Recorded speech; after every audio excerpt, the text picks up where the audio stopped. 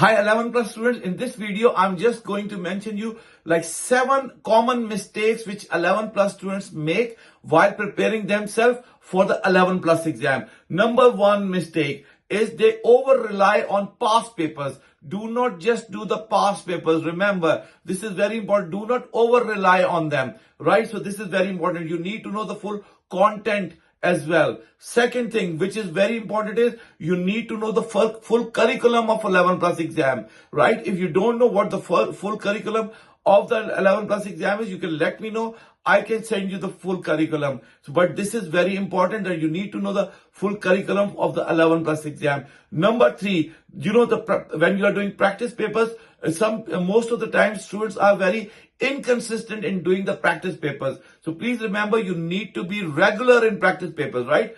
I would say try to do at least one practice paper every day.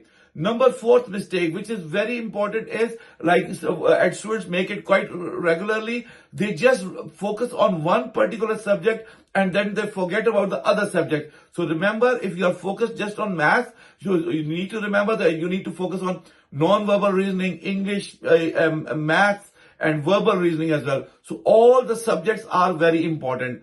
Another very common mistake which students make is misreading the question. So what they do, they do not read the question properly and they start attempting it. Do not do that, right? So read the question properly. If you don't understand it, read it 2 times, read it 3 times, especially when it comes to the worded questions, right? Read the worded question at least 2 or 3 times and then start doing that question, right? Another thing which is very important, and I think lots of students struggle with that is the time management.